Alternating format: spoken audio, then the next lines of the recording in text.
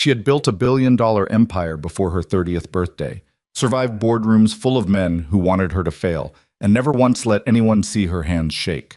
But standing in a hotel corridor screaming her daughter's name into the emptiness, Victoria Ashford was just a mother who couldn't find her child. Somewhere in that building, a man who had pulled living people out of burning buildings in 3 different war zones was quietly explaining how elevator cables worked to a 6-year-old girl who hadn't spoken to a stranger in 14 months. Neither of them knew it yet, but that afternoon was going to change everything. If this is your first time here, welcome. Hit that subscribe button and turn on notifications so you never miss what comes next. Stories like this one don't come around often, and I'd hate for you to catch only half of it. Drop a like if you're already feeling this, and leave a comment below telling me what city and country you're watching from. I genuinely want to see how far this story travels. Now let's get into it. The elevator had been malfunctioning since Tuesday. That was the word the hotel's facilities manager had used when he called the service company at 6:30 in the morning, malfunctioning, which was the polished, liability-conscious way of saying that the main service elevator inside the Alderton Grand Hotel had been dropping between floors without warning, shuddering and stalling, and generally behaving in a way that made the union kitchen staff refuse to use it after the 3rd incident. The hotel's general manager, a thin, perpetually damp-looking man named Gerald Holt, had approved the emergency repair call because he had no choice. The Ashford Capital Investors Summit was scheduled to begin in the ballroom at 11. There would be 240 people in that building by noon, including 6 of the largest institutional investors in North America, a pair of sitting senators whose names Gerald could not afford to see in a negative news headline, and Victoria Ashford herself.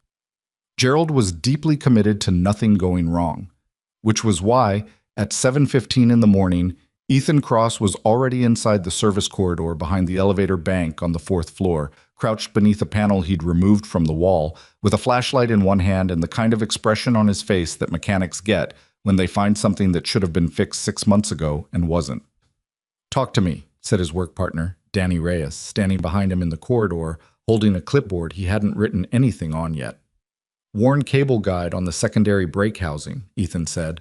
"Somebody replaced the main tensioner but didn't check what was underneath it. The guide's been grinding since probably February. Can we fix it before noon?" Ethan sat back on his heels and looked at the ceiling for a moment. He was a big man, not enormous, but the kind of physical presence that a corridor noticed. Broad through the shoulders, with hands that looked built for difficult work, and a face that had been weathered past its years without becoming hard. There was a calm to him that read differently depending on who was looking. To some people it came across as easygoing. To people who'd been around genuine discipline, it read as something that had been trained into the body over a long time. "Yeah," he said, "but it'll take most of the morning. I need the replacement housing and about 3 hours of quiet." Danny made a sound that wasn't quite optimistic. "Gerald's going to check in every 45 minutes. "Then Gerald's going to watch me work," Ethan said, and turned back to the panel. Well, he had been doing this for 4 years. Before that, there were 11 years he didn't talk about much, not because he was ashamed of them, but because there was no clean way to explain what they contained to someone who hadn't been there. The Navy hadn't broken him. The SEAL program hadn't broken him. 3 combat deployments, 2 classified extraction operations in places that don't appear on the route anyone flies over, and 1 incident in a coastal city. He was still not legally permitted to name, hadn't broken him either. He had come home from all of it with most of himself intact, quieter than he'd left, and carrying a weight in the chest that never fully lifted, but intact. What had finally cracked him open was a hospital room in Chicago at 2 in the morning, 4 years ago, when a nurse he'd never met before came into the waiting area where he was sitting and told him that his wife, Maya, had not survived the surgery. Her name was Maya Cross, née Sorensen, and she had been 33 years old, and she had been 7 months pregnant with what would have been their 2nd child, and she had gone into the hospital at 11 in the evening for what the doctors initially described as a precautionary assessment of some concerning readings her OB had flagged that afternoon. He had not been allowed to see her before she went in. He had been sitting in a waiting room chair for 3 hours when the nurse came out, and he had watched the nurse's face before she opened her mouth, and he had already known. Ethan did not remember the drive home.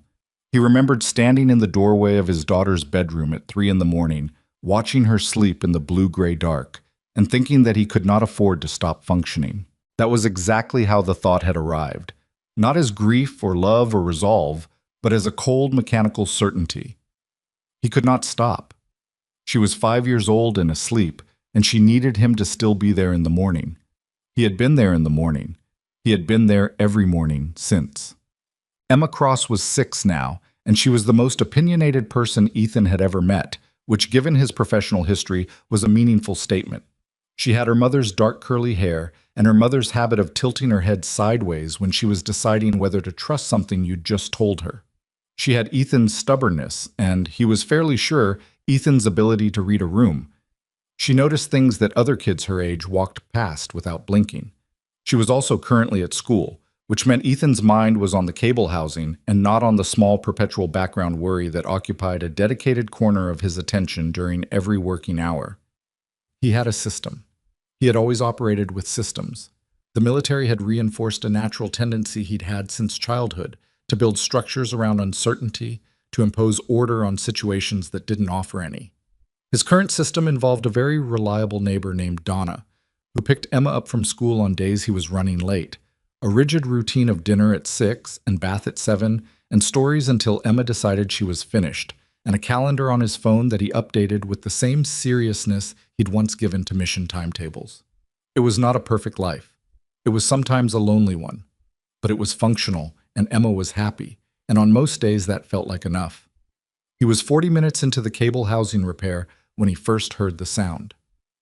It was faint, not a cry, not a voice, just a shuffle of feet on the concrete floor of the service corridor about 20 feet further down toward the utility access doors. Ethan didn't stop working immediately. The service corridors in a hotel this size carried noise from half a dozen sources: kitchen staff, maintenance routes, loading dock foot traffic. He cataloged the sound and kept his hands on the housing. Then he heard it again, and this time he placed it differently. The rhythm of the footsteps was wrong. Too slow, too deliberate, with the kind of careful weight distribution that somebody used when they were trying not to be heard. That wasn't a kitchen worker cutting through on a shortcut. Kitchen workers moved fast and didn't care who heard them. Ethan set down his wrench and stood up. The girl was standing near the junction of two corridors about 15 feet from the utility door, pressed against the wall in the shadows between two banks of electrical conduit. She was small, younger than Emma, maybe, or close to the same age, wearing a pale blue dress that looked expensive and completely wrong for a concrete service corridor. Her dark hair was pulled back on one side with a clip shaped like a butterfly, and the other side had come loose. She wasn't crying. She was just standing very still, in the particular way that children stand when they've gone somewhere they weren't supposed to go and are now trying to decide if standing still will make the situation better. She looked at him when he appeared around the corner. He stopped. He didn't crouch down immediately, didn't rush toward her with the big, reassuring adult energy that kids in that state tended to find more alarming than helpful. He just stopped moving and stood where he was, about 12 feet away, and looked at her the same way she was looking at him. "Hey," he said. She didn't answer. "I'm Ethan. I'm fixing the elevator." He gestured back down the corridor with his thumb. "You can hear it if you listen. That clicking sound. That's the part I need to replace." She didn't say anything, but she tilted her head. She could hear it. "You're not in trouble," he said. "I'm not going to go get anybody. I just want to make sure you're okay." She watched him with very careful eyes. Ethan sat down on the floor, just cross-legged on the concrete because he was too tall, and that was the most neutral thing he could do with his height at that moment. He picked up the small flashlight he'd clipped to his belt and clicked it on, shining it at the conduit above them. "These pipes," he said, conversationally, not looking at her, "run the electrical circuits for this whole floor, 13 separate circuits. The hotel thinks it's 12, but they miscounted when they renovated in 2019. He clicked the light off. "I found the extra one on a job 2 years ago. Never told Gerald." Silence. Then, the faint sound of a small foot shifting on concrete. He didn't look up. "The elevator I'm fixing," he continued, "has a secondary brake system that's supposed to catch if the main one fails. Most people don't know it's there. They step into an elevator and they just trust it, right? They don't think about what's holding them up." He set the flashlight down. "But there are about 6 different systems working every single time that door closes. Cable tension, brake housing, counterweight, Speed governor. If any one of them isn't right, you feel it. The elevator tells you something's wrong before anything actually goes wrong. She had moved closer. Not much, 3 feet maybe, but she was out of the shadows now, and she was looking at the conduit above them. It's like that with a lot of things, Ethan said. They give you a warning first. You just have to know how to listen. A pause. My mom is upstairs. Her voice was small but clear, the way a child's voice sounds when they haven't used it much lately, and are slightly surprised it still works. Ethan didn't react like it was a miracle. He just nodded. In the ballroom? A very slight hesitation. Then, there were a lot of people. They were all talking really loud. Yeah, he said. Hotel ballrooms are rough. Everybody talking at once. Nobody really listening to anybody. He paused. You needed some quiet. She looked at him. You're not going to say I shouldn't have gone by myself? You found a safe corridor and stood against a wall, he said. You didn't go outside. You didn't hide somewhere you couldn't be seen. You did okay. Something shifted in her face. Not a smile yet, but the thing that comes just before one. What's your name? He asked. Lily. Lily. He nodded like that was useful information. I have a daughter named Emma. She's 6. I'm 6. Yeah, she's in 1st grade. Me too. Lily took another step closer, looking at the tools spread on the floor beside him. What's that one? He picked it up. Cable tension gauge. Tells me how much stress a cable is under without me having to take it apart to check. How does it know? Measures resistance. The tighter the cable, the more it pushes back against the gauge. He handed it to her, carefully, handle first. You can hold it. It won't break. She turned it over in her hands, examining it with the focused attention that kids give to objects they've been trusted with. Her fingers were small and careful. Do you fix elevators every day? She asked. Not every day. Sometimes escalators, freight lifts, anything that moves people or things between floors, basically. Did you always do that? He considered the question honestly. No, I did something else before. What? I was in the Navy. She processed this. Did you drive boats? Sometimes. Mostly I did other things. Like what? He looked at her for a moment. 6 years old, small butterfly clip half falling out of her hair, holding a cable tension gauge like it was something precious. I helped people who were stuck get unstuck, he said, in places where it was hard to get to them. She seemed to find this satisfying. She handed the gauge back to him. Is that why you're not scared of anything? The question caught him off guard in a way that almost nothing managed to do anymore. He looked at her. Who said I'm not scared of anything? You sat down on the dirty floor, she said, with the particular logic of a 6-year-old. And you talked about pipes like it was normal. Scared people don't do that. Ethan was quiet for a moment. I'm scared of plenty of things, he said. I'm scared something will happen to my daughter when I'm not there. I'm scared I'll get something wrong that I can't fix. He set the gauge back down. Being scared doesn't mean you stop moving. You just move anyway. Lily looked at him with an expression that was too old for her face. My mom says stuff like that, she said, but she says it like she's reading it. You say it like it's just true. Ethan didn't have an answer for that. He picked up his wrench and turned back toward the panel. You want to hand me things while I work? He asked. She crouched down beside the toolbox. Which one first? She was with him for 22 minutes. He knew the time because he'd checked his watch when she first appeared. Old habit, the instinct to timestamp things. And he checked it again when he heard the sound of running footsteps at the far end of the corridor, the sharp-heeled, authoritative stride of someone moving fast toward something that mattered. In those 22 minutes, Lily had handed him 4 different tools in the right order without being asked twice, had learned the difference between a standard and a torque wrench, had asked 6 questions about the counterweight system that were genuinely good questions, and had told him, in a voice that got steadily less careful and more natural as the minutes passed, that she liked the sound the tools made and that she didn't really like parties, but she didn't want to hurt her mother's feelings by saying so. She had laughed once. It was a real laugh, small and sudden, at something he said about Gerald.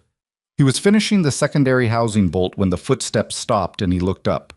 The woman in the corridor entrance was wearing a charcoal blazer and had the kind of composure that had clearly been assembled from broken pieces very recently, eyes sharp and wild beneath a controlled expression, one hand pressed flat against the doorframe like she needed the wall to be still. She was 30, maybe. Dark-haired, striking in the way that came from intensity rather than anything softer, and she was staring at Lily with an expression that Ethan recognized immediately because he had worn it himself once, in a hospital waiting room, when he'd understood in the space of a breath that the worst thing had not happened but had been within reach. Lily stood up straight. "Mom," she said in a clear, confident voice. "This is Ethan. He's fixing the elevator. He was in the Navy and he helped people get unstuck." Victoria Ashford stared at her daughter. Her mouth opened and nothing came out. Ethan got to his feet quietly and stepped back to give the moment whatever space it needed. "She found the corridor about 20 minutes ago," he said. "She wasn't in any danger. She was helping me work." Victoria's eyes moved to him, quick, assessing, the look of someone who processed information fast, and then moved back to her daughter, and she crossed the corridor and went down to one knee on the concrete floor in her blazer and her tailored trousers, and pulled Lily against her without saying anything at all. Lily patted her mother's shoulder with the small, systematic pat of a child who was used to being the one to do the comforting. "I told you I was okay," Lily said. "You didn't tell me anything," Victoria said, voice muffled. "You were gone." "I left the ballroom because it was loud." Victoria pulled back and looked at her daughter's face. Ethan watched her register something. Whatever it was she saw there, it wasn't only relief. There was something else crossing her face, something much more complicated, that he didn't yet have enough information to read. "You talked to him," Victoria said, very quietly. Lily nodded. "He sat on the floor." Victoria Cross looked up at Ethan Cross over her daughter's head. He was standing against the conduit pipes with his wrench in his hand and grease on his forearms, and he looked back at her without any particular expression. "Thank you," she said. "She was fine," he said. "She's smart. She asked good questions." Victoria stood up slowly, keeping one hand on Lily's shoulder. The composure was back in place, efficiently reassembled, but there was something working beneath it that hadn't been there before, some calculation she was turning over that he didn't quite understand. "Can I ask you something?" she said. "Go ahead." "How did you get her to talk to you?" Ethan looked at her for a moment. "I didn't," he said. "I just didn't make her feel like she had to." Victoria Ashford stood in a concrete service corridor with grease on the knee of her $700 trousers and looked at a mechanic who had just said the things she hadn't been able to figure out in 14 months of specialists and strategies and careful approaches in controlled environments. She didn't say anything else. She nodded once, took her daughter's hand, and walked back down the corridor toward the ballroom and the investors and the world she'd built, and Ethan Cross watched them go and then turned back to the elevator panel, because the secondary housing still needed 3 more bolts, and Gerald was going to check in within the hour. He picked up the wrench. Somewhere above him, 240 people were networking and making deals and performing whatever version of themselves made the most professional sense in rooms like that. And a 6-year-old girl who hadn't spoken to a stranger in 14 months was walking back into the noise of it, holding her mother's hand. Ethan Cross tightened the first bolt. He did not think about miracles. He did not think that way. He thought about cable tension and brake housings and the 3 remaining bolts, and the way a system told you something was wrong before anything actually broke, if you knew how to listen. He kept working. Gerald Holt found Ethan at 12:40, which was 20 minutes later than his promised check-in, because the investor lunch had run long, and someone had spilled a full carafe of sparkling water across the table nearest the podium, and Gerald had been required to personally oversee the cleanup in a way that made him feel simultaneously essential and humiliated. He came down the service corridor at a half-jog, tie loosened, and found Ethan reassembling the panel cover with the calm efficiency of a man who had been doing exactly this for the past 4 hours. "Tell me it's fixed," Gerald said. "It's fixed." Gerald exhaled through his nose. "The main elevator?" "Both. I also checked the freight lift on the south side while I was at it. The door seal on the 3rd floor landing is wearing out. You'll want to replace it in the next 6 weeks or the safety sensor's going to start misfiring." Gerald stared at him. "I didn't ask you to check that." "No," Ethan agreed. He snapped the last panel clip into place and stood up, gathering his tools. "You want me to write it up or just leave it?" "Write it up," Gerald said, after a pause that suggested he was calculating whether acknowledging the extra work would somehow obligate him to pay for it. I'll pass it to maintenance. Ethan zipped his tool bag and didn't say anything else, because Gerald was the kind of man who filled silences with his own anxiety, and there was no reason to help him out of it. He signed the job sheet, took his copy, and walked back down the corridor toward the service exit. Danny was waiting by the truck in the parking structure, eating a sandwich with the focused dedication of someone who had missed breakfast. "How's Gerald?" Danny asked. "Damp," Ethan said. Danny handed him half the sandwich. Ethan took it and leaned against the truck and ate it standing up, watching the parking structure's exit ramp, where a black SUV had just pulled in with a Ashford Capital placard visible through the windshield. He looked at it for a moment and then looked away. "We've got the Whacker Drive job tomorrow," Danny said. "Freight elevator in the office building, 3-hour window before the tenants start complaining." "I know, 6 a.m. start." "I was going to say 7. The window closes at 9. 6. Danny made a sound that was not agreement but was not argument either, which was the language they had developed over 3 years of working together. Ethan finished the sandwich, checked his phone, no messages from Donna, which meant Emma's pickup had gone fine, and got in the truck. He drove home through the early afternoon traffic thinking about cable tension and whether he'd correctly torqued the secondary housing bolt or whether he should have gone a quarter turn tighter, which was the kind of thing that most mechanics didn't think about after they left a job, but which Ethan's brain refused to let go of until he'd mentally walked back through the whole sequence and confirmed it was right. By the time he'd pulled onto his street, he'd confirmed it was right. He sat in the truck in his driveway for a minute before going inside. The neighborhood was ordinary in the way he'd specifically chosen. 2-story houses with small yards. Enough families that Emma had kids within walking distance. Quiet enough at night that he could hear if something was wrong. He'd bought the house with money. He'd saved carefully over 11 years of military pay and a settlement from a pension arrangement he'd negotiated when he separated. And it was not large and it needed paint on the east-facing eaves, but it was his and it was Emma's, and those were the only 2 things that mattered. He went inside and started making dinner before Emma got home. He did not think about Lily again until that evening, when Emma was in the bath and he was leaning in the bathroom doorway, half watching, half zoned out, and Emma said, "Daddy, did anything happen today?" She asked this most evenings. It was part of their routine. He'd ask about her day first, and she'd give him the full detailed report, and then she'd flip it back to him. She had done this since she was 4.5, and she still expected a real answer, not a summary. "I fixed an elevator," he said.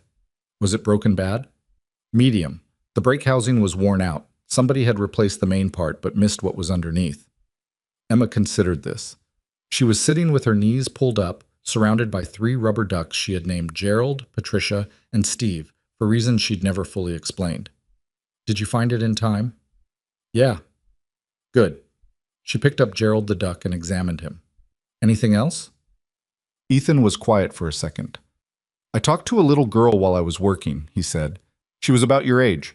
She'd wandered into the service corridor by herself because the ballroom she was supposed to be in was too loud." Emma looked up at him. "Was she scared?" "I don't think so. I think she was just done with the noise." "Like I get done with the lunchroom sometimes." "Yeah, like that." Emma put Gerald back with the others and looked at the water. "Did you help her?" "I just talked to her," he said. "Showed her some tools. She was smart, asked good questions." "What was her name?" "Lily." Emma nodded slowly, the way she did when she was filing something away. Then she stood up in the tub and held out her arms to be wrapped in a towel, because the conversation was apparently complete. He wrapped her in the towel. She smelled like cheap strawberry shampoo, which was the only kind she would tolerate. He carried her to her room, and she fell asleep faster than usual, and Ethan sat in the kitchen afterward with a cup of coffee that went cold while he stared at the window over the sink and thought about nothing in particular, which was the thing he did when he was actually thinking about something specific but hadn't admitted it yet. Victoria Ashford called at 8:47 that evening. He almost didn't answer. The number was unknown, and he had a policy about unknown numbers after 7 p.m. that was rooted in a brief and unpleasant period a couple of years ago, when a journalist had found his number in connection with a story about a former colleague from his Navy days and had called at 11 p.m. twice before Ethan had made it clear, with the kind of calm that communicated a great deal without saying anything inflammatory, that this would not be happening again. He answered on the 3rd ring. "Is this Ethan Cross?" The voice was even, controlled, with a slight deliberateness to it that suggested she was used to initiating calls that other people found important. Speaking. This is Victoria Ashford. You repaired the elevator at the Alderton Grand today. Gerald Holt provided me with your company's contact information. A brief pause. I hope that's not an intrusion. Ethan looked at his cold coffee. It's fine. How did you get my direct number? Your company's after-hours line. I explained the situation. The woman I spoke to was very helpful. That would be Danny's wife, Renata, who ran the dispatch line from home on evenings and weekends, and was constitutionally incapable of refusing a request from someone who sounded like they meant it. What can I do for you? He asked. I wanted to call and thank you, Victoria said. Personally, not through Gerald. Another pause, and this one had something different in it, something that was less practiced. What happened today with Lily? I'm not entirely sure what to say about it, to be honest. I'm not usually at a loss for words. You don't have to say anything about it. She hasn't spoken to anyone outside our household since last February, Victoria said. 14 months. We've seen 3 different specialists. I've restructured our entire schedule around managing her environment. Her voice was steady, but the steadiness was the kind that required maintenance. And she talked to you for 20 minutes in a concrete corridor about elevator mechanics. Ethan didn't say anything immediately. I'm not saying I fixed anything, he said carefully. I'm just a guy who was sitting on the floor. I know that. Victoria was quiet for a moment. That's actually why I'm calling. I'd like to buy you a cup of coffee. Not a formal meeting. I understand that's probably not something you're interested in. Just coffee. Tomorrow morning or the morning after, whichever works for you. He thought about saying no. He ran through the reasons to say no. He didn't know this woman. She was clearly someone whose world operated on entirely different terms than his. And the last time he'd let himself get pulled into something that started as a simple conversation, it had taken him 6 months to fully extract himself. Those were reasonable reasons. I've got an early job tomorrow, he said. Thursday morning works. There's a place called Reardon's on Michigan, near the bridge. 7:30. I'll be there, she said. He hung up and looked at the window some more. Whooped up. Reardon's was not a place Victoria Ashford would normally end up. It had 8 stools at a counter, 4 booths with vinyl seats that had been repaired with electrical tape at some point in the mid-90s and never replaced, and a coffee that was extraordinarily good in the way that coffee at unpretentious places sometimes is, brewed in a machine that looked like it weighed 400 pounds and had been there since the Carter administration. The owner, a man named Phil Reardon, who was the grandson of the original Phil Reardon, knew Ethan by name and had his order started by the time he pushed through the door. Victoria was already there when he arrived at 7:28, sitting in the last booth with a cup of coffee she'd clearly just received. She was in a gray blazer this time, no corporate armor, and her hair was down.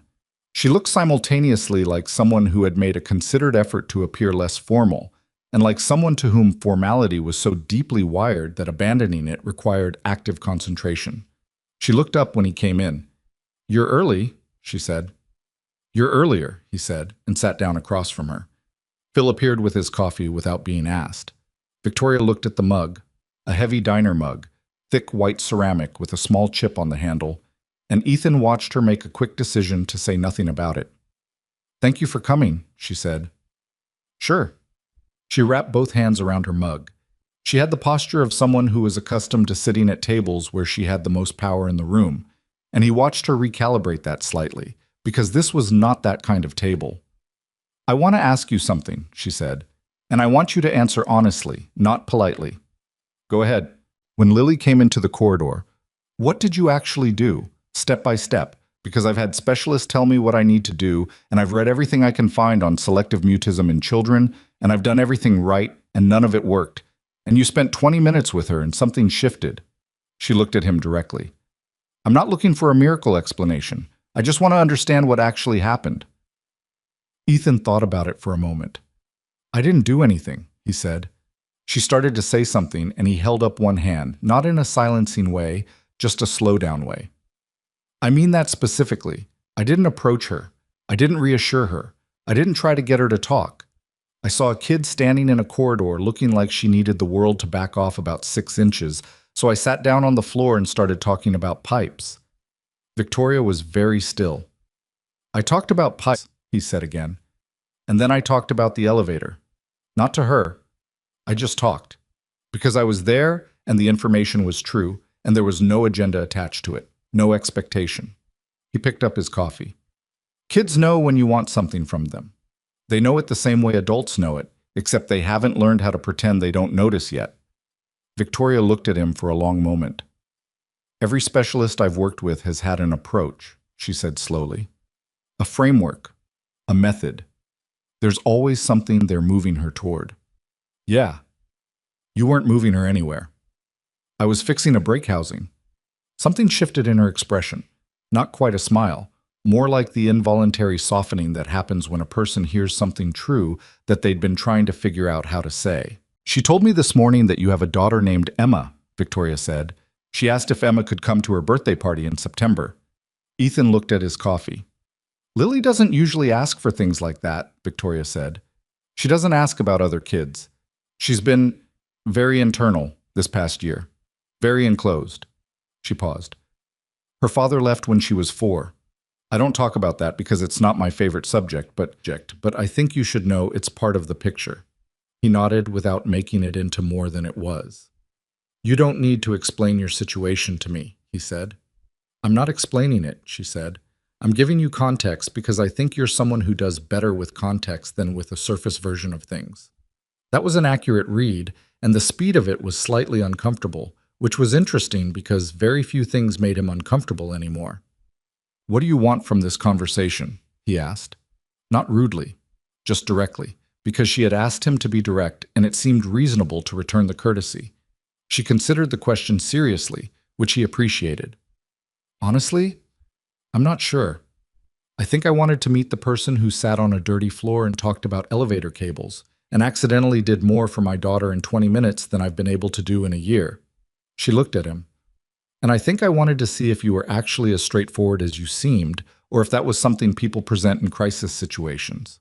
And?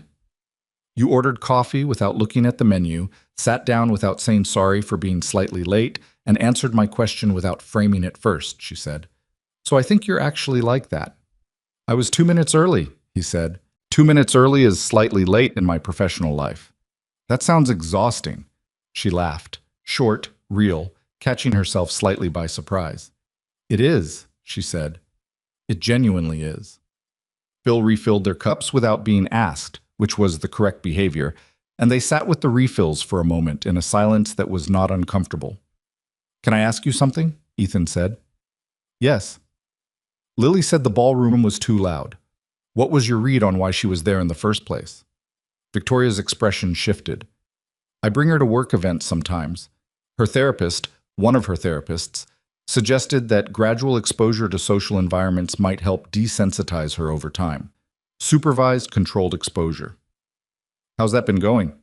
A pause. Not well. How does Lily feel about going? Victoria looked at him. She doesn't complain. Kids who don't complain are usually complying, he said, not consenting. The silence that followed was longer than the previous one. Victoria was looking at something just past his shoulder, not avoiding his eyes, but rearranging something internally, the way people did when a sentence landed in a place they'd been carefully not looking at. She never said she didn't want to go, Victoria said. Did you ask her? No. I told her what we were doing and she got dressed and came. Yeah. She stopped. Her jaw tightened slightly. That's not the same as checking whether she was okay with it. She's 6, he said. Not hard, not gentle, just even. She trusts that you know what's good for her. She's not going to push back on you. She's just going to find the service corridor. Victoria set her mug down with a precision that was controlled enough to be intentional. She was not angry at him. He could tell the difference. She was angry at herself, which was a different and more complicated thing to be in proximity to.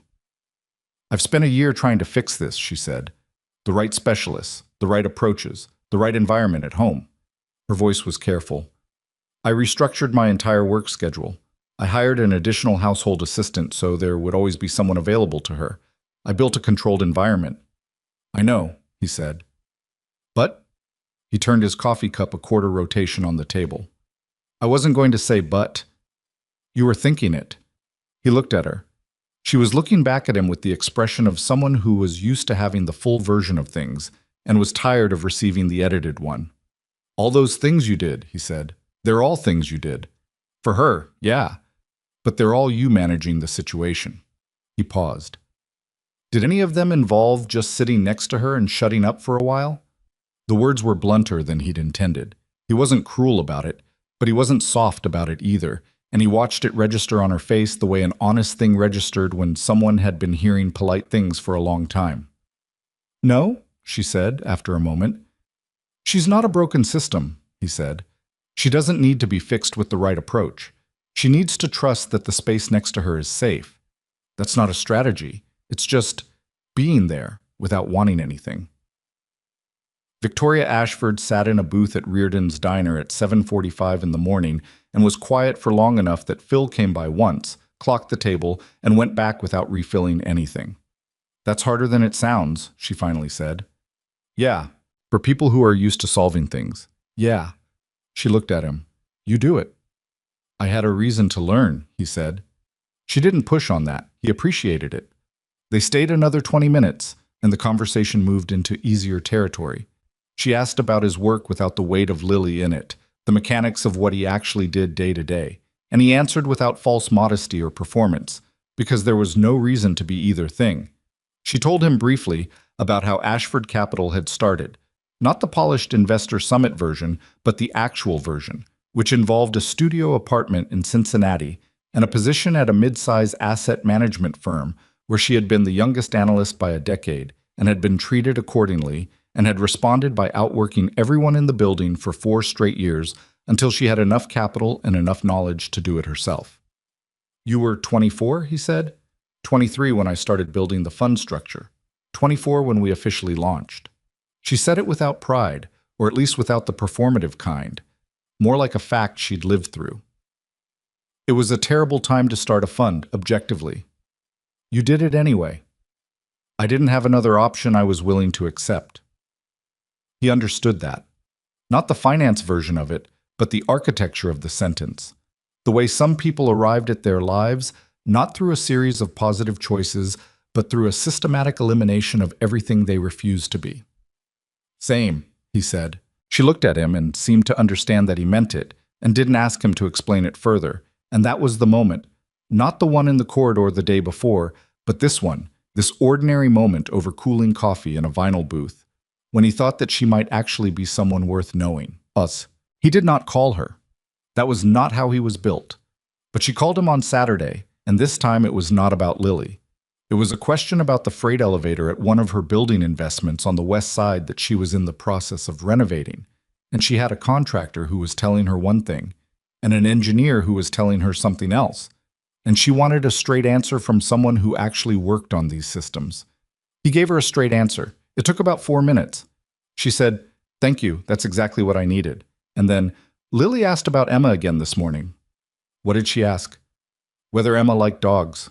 We don't have a dog. I think she's researching for the birthday party. Ethan was in his driveway, watching Emma chase a neighbor's cat with the specific intensity of a child who had not yet learned that cats were not interested in being caught. Emma tolerates dogs, he said. She prefers cats, but they won't come to her. Lily prefers dogs. She'll find that interesting. A pause. Would Emma want to come to the party? It's September 14th. It would be a small group. Lily doesn't do well with large groups. He watched Emma stop running, crouch down, and hold very still with her hand extended, trying to will the cat into range through sheer patient concentration. The cat regarded her from 6 feet away. I'll ask her, he said. He asked her at dinner. Emma stopped eating and looked at him with the full focused attention she gave to things that mattered. The girl from the elevator? Her name's Lily. I told you about her. I remember. Emma picked up her fork again and turned this over. Is she nice? She seemed like it. Does she like cats? She likes dogs, I think. Emma frowned mildly. That's okay. Does she know any good games? I don't know. You could ask her. Emma nodded slowly, the deliberate nod of a child making a genuine decision rather than just agreeing to please a parent. Okay, she said. I'll go. She went back to eating. Ethan watched her for a second. You sure? Daddy. She gave him the look. I said okay. Okay, he said. He texted Victoria after Emma was asleep. Emma says she'll come. She wants to know if Lily knows any good games. The response came 11 minutes later. Lily has been compiling a list since this morning. I'm not sure whether to be relieved or slightly terrified. He read it twice. Then he put his phone face down on the table and finished his coffee. And outside the window, the Chicago summer night was warm and orange lit. And somewhere in this city, a 6-year-old girl who hadn't spoken to a stranger in 14 months was apparently making a list of games. And that was a thing that had happened because he'd sat down on a concrete floor and talked about cable tension. He didn't think of himself as someone who changed things. He'd spent years in the Navy operating under the working assumption that he was a mechanism, trained, deployed, extracted, redeployed, and that the events he participated in were the things that mattered, not him specifically. That framework had served him well in contexts that required him not to hesitate. It had served him less well in the years after, when he'd needed to understand what he was outside of the mechanism. Emma had helped him figure that out, not through anything deliberate, just through needing him to be present in ways that the mechanism had no protocol for. He looked at his phone once more. He did not text back. He washed his coffee mug, checked the locks on both doors, looked in on Emma the way he did every night without exception, and went to bed. The September date was 7 weeks away. He did not make plans. He did not build frameworks around it or decide in advance what it was or wasn't. He had learned, slowly and at some cost, that the things worth having usually announced themselves without requiring him to go looking, and that going looking tended to push them sideways. He slept. Outside, the city moved through its ordinary rhythms. The distant sound of a train, a dog somewhere a few streets over, the particular quiet of a residential neighborhood after 10. And none of it was remarkable, and all of it was his. The birthday party was held on a Saturday afternoon in the private garden behind Victoria's townhouse in Lincoln Park, which was a neighborhood that Ethan had driven through many times without ever having a reason to stop. The townhouse was the kind of building that didn't announce itself. No gates, no visible security, just a brownstone facade on a quiet tree-lined street that happened to be worth considerably more per square foot than anything within 6 blocks of where Ethan lived. He noticed this without judgment.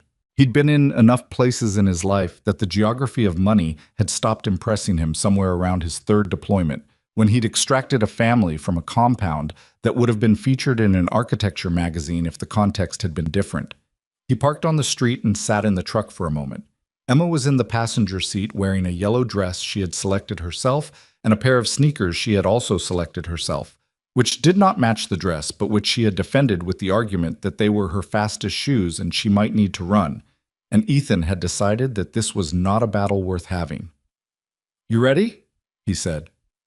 Emma had been looking out the window at the townhouse. "It's big." "It is." "Do rich people have regular birthday parties?" "I don't know," he said honestly. "We're about to find out." Emma considered this and then opened the door.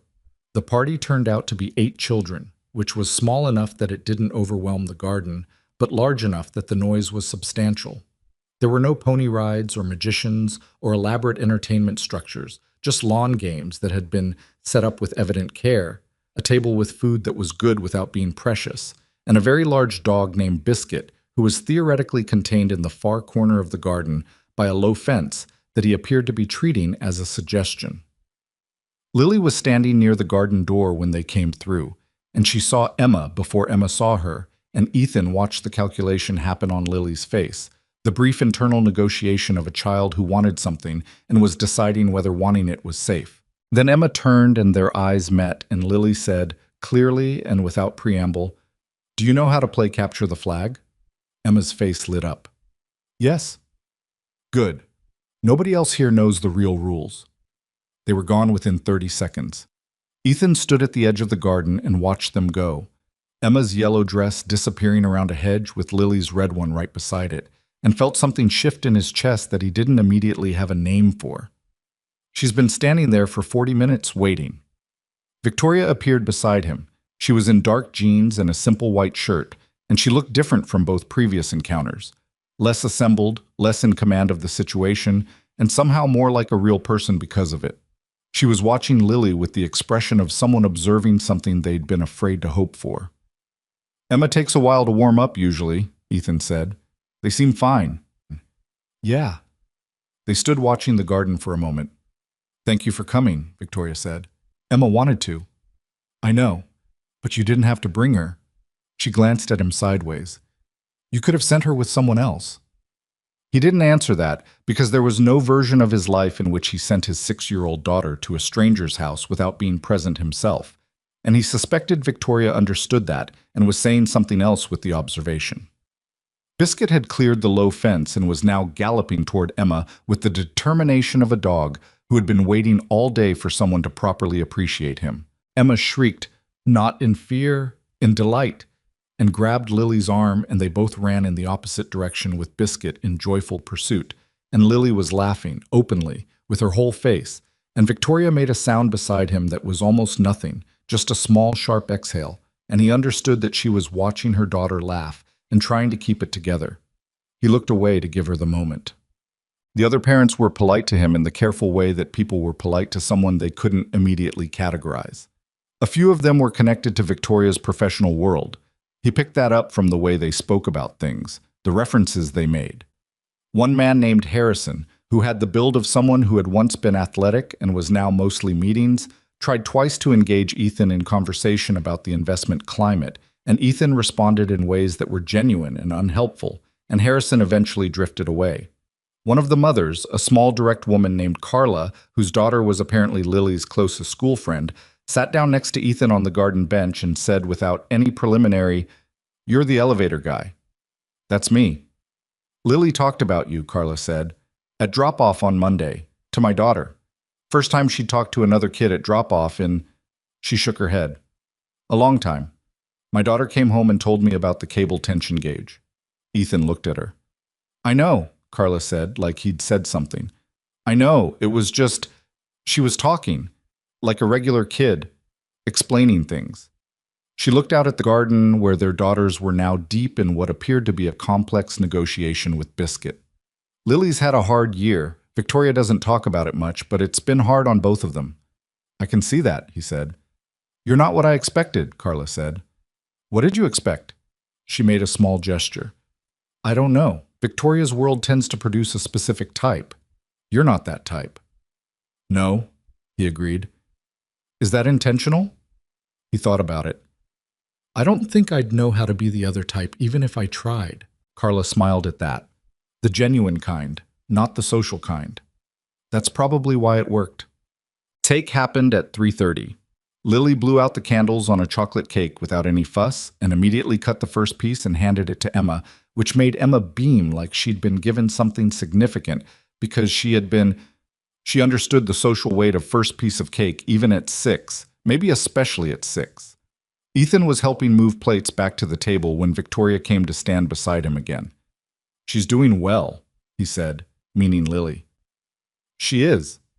Victoria picked up a stack of plates and carried them without any indication that this was beneath her or above her, just did the task because the task needed doing. "Can I ask you something I might be overstepping with?" "You can ask." "You said you learned to sit with Emma without needing anything from her, after your wife died." She said it carefully, not delicately. There was a difference. "How long did that take to figure out?"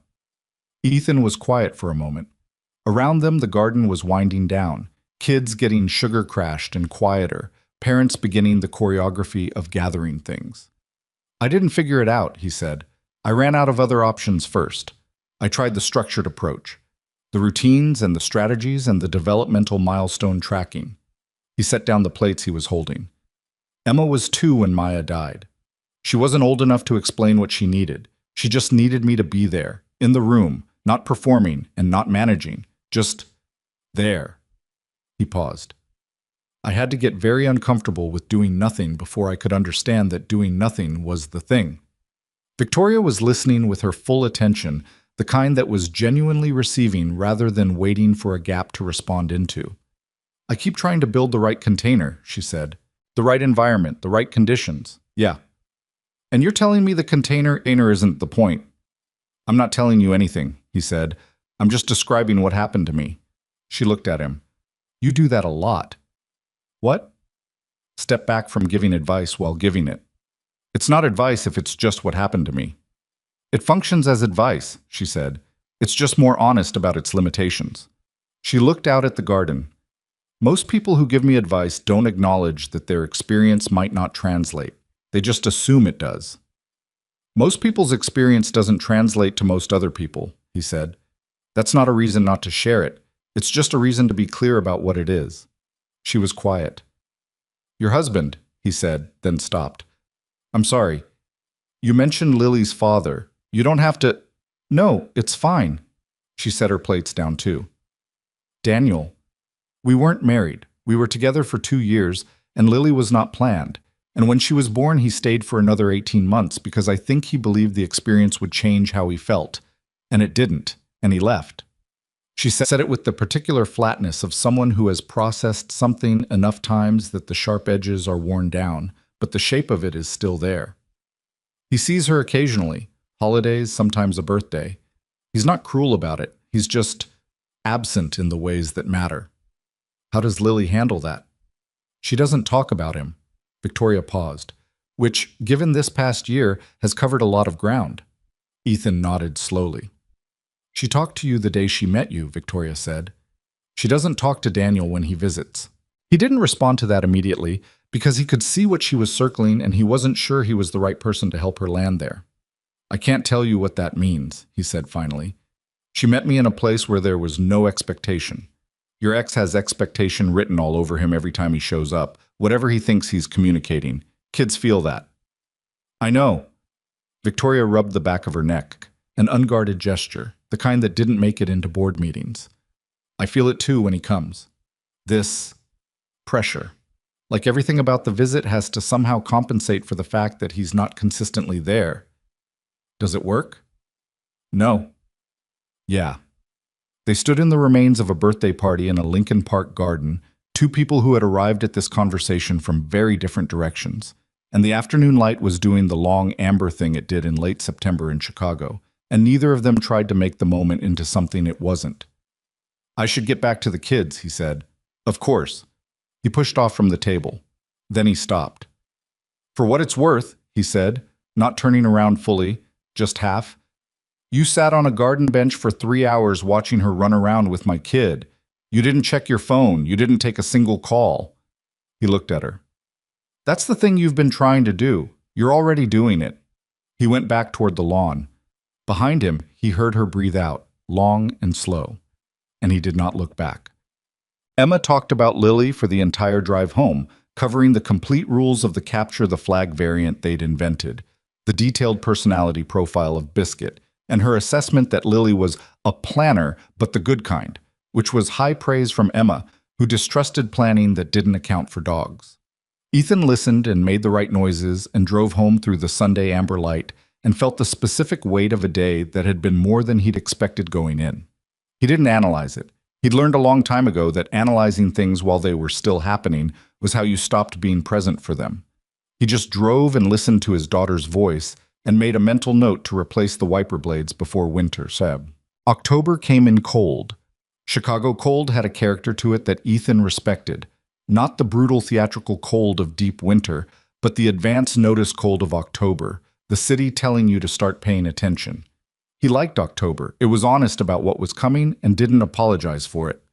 He and Victoria had fallen into a loose pattern of communication that had developed without either of them explicitly agreeing to it. A text, sometimes. Occasionally a question from her about something mechanical or logistical that she could have asked anyone but chose to ask him, and he understood that the mechanical question was often not really the point. He called her once on a Tuesday evening because Emma had said something at dinner about Lily that made him think she might want to know, and they'd talked for 40 minutes about things that had nothing to do with the reason he'd called, and neither of them pointed that out. She came to the shop once in late October. He hadn't invited her. She'd been nearby for a site visit to a property she was considering acquiring on the west side and had texted that she was 10 minutes away and asked if it was a bad time. He'd said it was fine. Danny had looked up when she walked in and then looked at Ethan with an expression that Ethan declined to acknowledge. She looked around the shop with genuine attention, at the equipment, at the organized wall of parts, at the job board on the east wall, where Danny tracked their open tickets. "This is what I pictured," she said. "What did you picture?" "Ordered specific systems for specific things." She looked at the job board. "You have a lot of open tickets." "It's been a good October." "How many jobs is that?" 14 active. We're 2 guys. She looked at him. "You need more people." "Probably." "Why don't you hire?" He picked up a brake component he'd been cleaning and went back to work. "Because hiring means managing, and managing people is a different job than fixing elevators. I'm better at the second one." "You managed people in the Navy." He glanced up at her. "Who told you that?" "You implied it," she said, "when you talked about calming civilians in rescue operations. You don't do that as a one-man operation." He turned the component over in his hand. "I led a team. That's different from managing employees." "How?" "In the Navy, the mission is the thing everyone organizes around. There's no ambiguity about what matters. In a business," he set the component down, "people have bad days, people have rent problems. People need the job to be something it isn't always going to be." "That's true of any team," she said. "Yeah." He looked at her. "How many employees do you have?" "At Ashford Capital directly, 41. Through portfolio companies, around 400. "And you know how to manage 400 people?" "No," she said. "I know how to build systems that manage them, which is different." She paused. "But you're right, that it's not the same as leading a team through something where everyone agrees on the objective." "Hardest part of leaving," he said. Not like he was sharing something significant, just like it was true. "In the military, the objective is always clear. Some of the objectives were terrible, and I disagreed with them, and I followed them anyway, but they were clear. Out here," he gestured vaguely at the shop, at the street outside the window, "everyone's making up the objective as they go." "What's yours?" she asked. "Your objective," he answered without hesitating, because this was one of the things he had actually figured out. "Emma gets to adulthood in one piece, with enough of a foundation that she can make her own choices. Everything else is infrastructure." Victoria was quiet. "That's very clear," she said. "Yeah." "Mine used to be that clear," she said. "Build the fund, reach the number, then the number kept changing." She looked at the job board. "I hit 100 million in assets under management, and I thought that was the number. Then it was 250, then it was a billion." She said the billion without any satisfaction in it, just as data. "I reached a billion last year, and Lily stopped speaking to strangers, and I spent 3 months not understanding why the timing felt like something." Ethan was looking at her. "It wasn't the timing," she said. It was me. I'd been so locked into the objective that I'd stopped being in the house even when I was in the house." She met his eyes. "Lily stopped speaking to strangers the same month I closed the biggest deal of my life. I was home for 48 hours that entire month." He didn't say anything. There was nothing to say that she hadn't already said to herself. "I know what caused it," she said. "I've known for a while. Knowing what caused it doesn't mean I know how to fix it." "You're fixing it," he said. "I'm trying to fix it." "That's what fixing looks like," he said. "From the inside, it feels like trying. From the outside, it looks like motion." She looked at him with an expression he hadn't seen from her before. Not the controlled boardroom composure, not the raw, undone look from the corridor, but something in between, something that was just her, without a layer on it. "How do you do that?" she said. "Do what?" "Say the thing that actually helps without making it sound like a lesson." He shrugged. "I'm not trying to teach you anything. I'm just—" He picked up the component again. "Talking." Danny appeared from the back of the shop with a coffee mug and stopped when he saw Victoria. He looked at Ethan. Ethan looked at him. Danny turned around and went back. Victoria almost smiled. "Your partner." "Danny Reyes, 11 years. He's better with hydraulic systems than anyone I've ever worked with." "You trust him?" "Completely." "That's rarer than it sounds," she said. "Most things are." She stayed another 20 minutes. She didn't pretend it was still about the property on the west side, and he didn't ask her to. When she left, Danny appeared immediately from the back with both hands wrapped around his mug and said nothing for a long moment. "Don't," Ethan said. "I haven't said anything." "Keep it that way." Danny nodded slowly, with the expression of a man preserving enormous amounts of commentary through sheer professional restraint, and went back to his hydraulic system. November arrived with the first real cold front, the kind that made the city hunker down and stop pretending. Emma had been asking about Lily with the frequency of someone who had decided on a friend and was now in the administrative phase of the friendship, wanting to know when the next visit was and whether Lily had read the same books and whether Biscuit was going to be there. Ethan texted Victoria on a Thursday evening.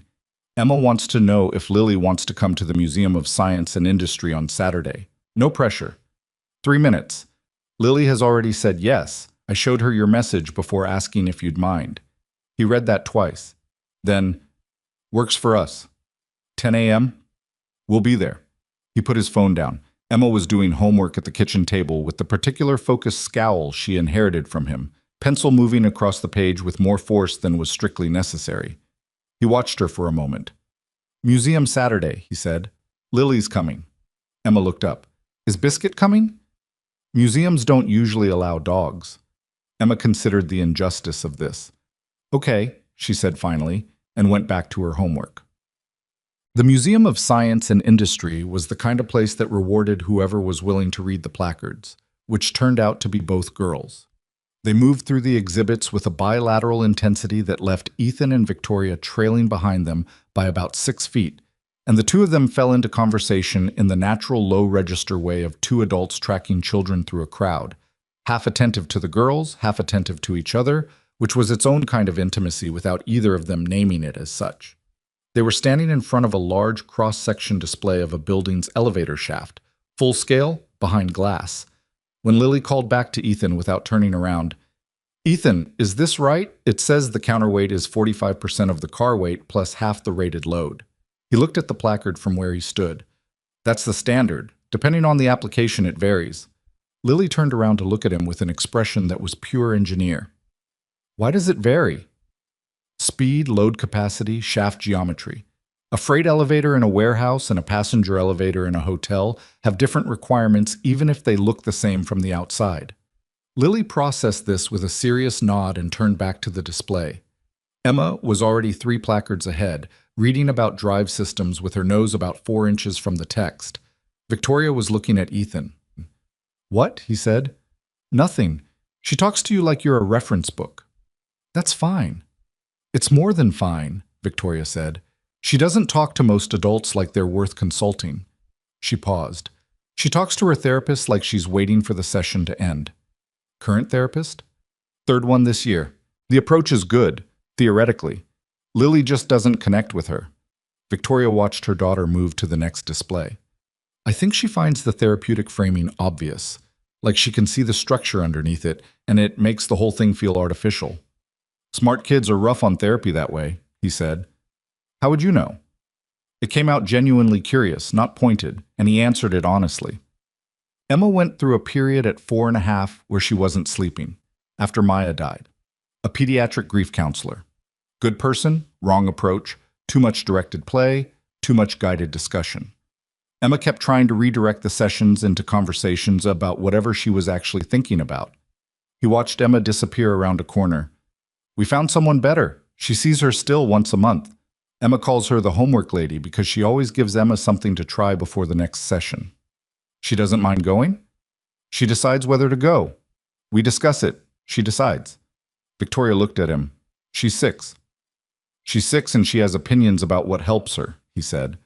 "I'd rather build the habit of her knowing her own mind early than have her go somewhere because I've decided it's good for her." Victoria was quiet for a moment. "I decide what's good for Lily," she said, and then stopped. It sounded honest. It sounded like what I've been doing. He didn't argue with that.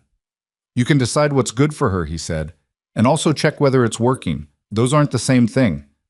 Victoria looked at the elevator shaft display for a moment. Around them, the museum moved in its Saturday crowd patterns, families and school groups and couples, the general beautiful noise of people paying attention to something that interested them. "I've been operating on the assumption that if I do the right things, the right outcomes will follow," she said. "If I hire the right therapist, if I create the right environment, if I show up consistently." She turned to look at him. "But outcomes aren't guaranteed by inputs. I know that. In investment, I know it intuitively. You can do everything right and the market still moves against you."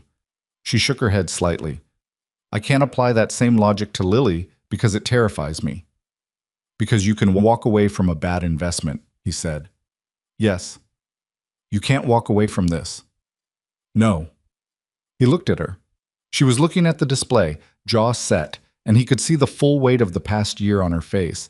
Not dramatically, not in tears, just in the specific tired lines of someone who had been frightened for a long time without allowing themselves to show it. You're not going to lose her, he said. You can't know that. I know that she made a list of games for a birthday party she'd never had a friend at before, he said. And she learned the cable tension gauge in 20 minutes, and she talks to a museum display the same way my daughter reads placards. He paused.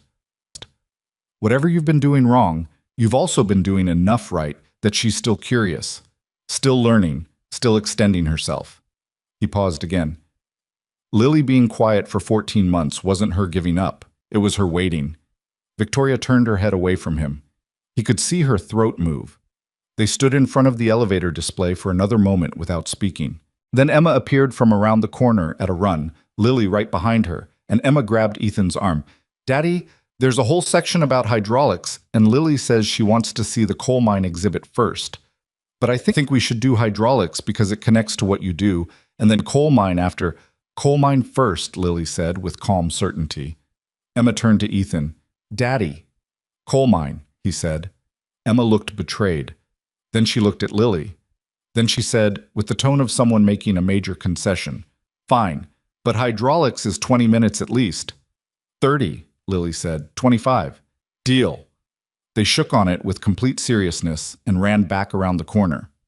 Ethan and Victoria followed them, and somewhere between the coal mine exhibit and the hydraulics section and the cafeteria lunch that ran long, because Lily wanted to explain to Emma exactly how a counterweight compensated for cab load, Victoria laughed 4 times. Real laughs, not managed ones. And Ethan noticed every single one of them without saying anything about it. On the drive home, Emma fell asleep in the back seat before they'd cleared the parking lot, and Ethan drove through the gray November city with the heater running and his daughter's breath fogging slightly against the cold window glass. And he thought about how long it had been since a Saturday had felt like this much.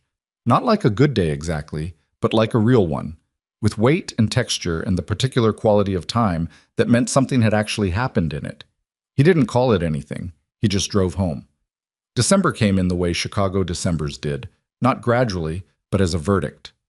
One morning, the temperature dropped 16 degrees between 6 a.m.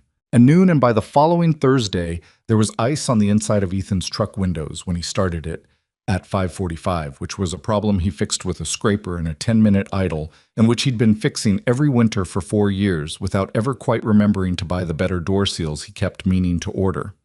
The work slowed slightly in December, the way it always did. Fewer new contracts, more emergency calls when building systems that had been limping through fall finally gave out in the cold.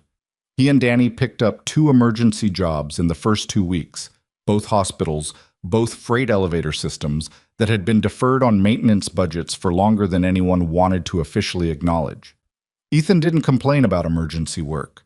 It paid better, it was straightforward, and it left no room for the kind of ambient thinking that could make a quiet evening feel longer than it was. He was finishing the write-up on the second hospital job at his kitchen table on a Wednesday night when his phone rang. Not Victoria, a number he recognized after a second as belonging to a man named Walt Grierson, who was a retired Navy commander and had been Ethan's commanding officer for the last 3 years of his active service. Walt called maybe twice a year, always in the evening, and the calls were always the same comfortable length, 40 minutes, 45, and covered the same ground in different configurations, people they'd served with, what those people were doing now, the occasional carefully framed observation about the world that was Walt's way of checking whether Ethan was still connected to it. "How's Chicago?" Walt said when Ethan picked up. "Cold." "Good cold or bad cold?" "Just cold." Ethan pushed the job right up aside. "What's going on?" "Nothing particular. Checking in." A pause that had something in it. "Ran into Marcus Webb last week at a thing in Virginia." Ethan was quiet for a moment. Marcus Webb had been on his team for 2.5 years, had been present for both classified extraction operations, and had left the Navy 8 months after Ethan with a knee that would never fully work the way it had before Kandahar, and a general disposition toward not discussing any of it. "How is he?" Ethan said. "Good. Better than he was." He's got a job with a security consulting firm in McLean. Doing all right. Walt paused. He asked about you. What did you tell him? That you were fixing elevators in Chicago and apparently doing it well enough to turn down 3 separate contracts I know of in the past year. Ethan looked at his kitchen window. Outside, the streetlight caught the ice on the front walk. Where'd you hear about the contracts? People talk, Ethan. When someone with your background and your record says no to serious money, people notice. Walt's voice was neutral, the particular neutrality of a man choosing not to push. I'm not calling to pitch you anything, just noting that you've been noticed. I'm where I want to be, Ethan said. I know that. I'm not arguing with it. Another pause. Marcus said something else. He said that whatever you were doing up there, you seemed settled in a way you hadn't been when you left. His word was settled. I thought that was interesting. When did you talk to Marcus about me? I didn't. He talked to Danny Reyes, apparently. Small world. Ethan made a mental note to discuss this with Danny, who was going to respond to that mental note with absolutely zero remorse. I'm fine, Walt, he said. I know you are. That's what I wanted to confirm. Walt shifted into the easier part of the call then, news about mutual acquaintances, a brief story about something that had gone wrong at a veterans event he'd helped organize, a question about Emma that he always asked because he'd met Emma once, at Maya's funeral, and had been genuinely charmed by her even at age 2. Ethan answered and asked his own questions, and they talked for 43 minutes, and when the call ended, he sat for a while in the quiet kitchen with his phone face up on the table. Settled. He turned the word over a few times, testing it the way you tested a repair, not for whether it sounded right, but for whether it held under actual pressure. He decided Marcus Webb was a more accurate observer than most people gave him credit for, and went to bed. He told Victoria about the call the following Saturday. They had arrived at a pattern of Saturdays that neither had explicitly planned. The girls together, usually at his house now, because Emma had decided that Lily needed to understand what a real neighborhood felt like, which was Emma's term for the streets around their house, as opposed to Lincoln Park, which she had determined was too quiet in a different way than quiet was supposed to be. Lily had visited 4 times now, and each time she'd integrated herself into the neighborhood's small ecology with the systematic curiosity of a scientist conducting fieldwork. She knew the names of 2 other kids on the block, had developed opinions about the specific corner store 3 streets over versus the one on Ethan's block, and had formed a working relationship with the neighbor's cat that Emma had never managed, which Emma found impressive and slightly unfair. Victoria had started coming with Lily instead of just dropping her off, and this had happened incrementally enough that Ethan wasn't sure exactly when it had shifted from drop-off to staying, except that at some point he'd started making enough coffee for 2 adults, and that seemed to have answered the question. She was at his kitchen table with both hands around a mug when he told her about Walt's call, and she listened without interrupting, which was one of the things he'd noticed about her. She had learned, or was learning, to let a thing finish before she responded to it. Settled, she said when he finished. That was the word. Are you? He thought about it honestly instead of answering from the first thing that came up. More than I was. Yeah. What does less settled feel like? For you specifically. He got up and refilled his mug even though it didn't need refilling, because it gave him something to do with his hands while he arranged the answer.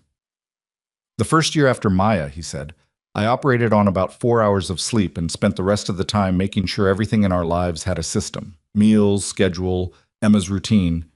Danny had to basically force me to take jobs that required any flexibility because I'd built everything so tight that deviation felt like a threat. He sat back down. I knew I was doing it. I'd managed enough high-stress environments to recognize the pattern. Couldn't stop it anyway. Control is a grief response, Victoria said. Yeah. He looked at her. You know that one. She didn't look away from it. I do. I built a billion-dollar company instead of being in the house. Same mechanism, bigger scale. Yours was already there before Lily, he said. It escalated, she said. Yes. She set her mug down. Daniel leaving was the first time I'd failed at something significant since the Cincinnati apartment. I didn't know how to process it, so I worked. And then working became the only thing that felt stable, and stability became the thing I optimized for. And somewhere in there, Lily became part of the optimization problem instead of the reason I was trying to be stable in the first place. It was the most direct she'd been about any of it since the coffee at Reardon's, and he heard it for what it was. Not a confession, not a request for something, just an honest accounting from someone who had done enough looking at the thing to describe it accurately. "How is she now?" he said, "compared to October." Victoria considered it. Outside, they could hear the girls, some kind of structured game in the backyard that involved periodic loud rulings from Lily and Emma's cheerful appeals of those rulings. "Different," Victoria said. "She talks in the mornings now. Before it used to be silent until she'd been up for an hour. I think the transition from sleep was hard, too much unstructured space. Now she's talking before breakfast, asking questions." She paused. "She asked me last week what I was working on. Not in a polite way. In a genuine way, like she actually wanted to know." "What did you tell her?" "I told her about the infrastructure initiative." Victoria picked her mug back up. "I'd been keeping my work fairly surface level at home. I didn't want to bring the stress of it into the house.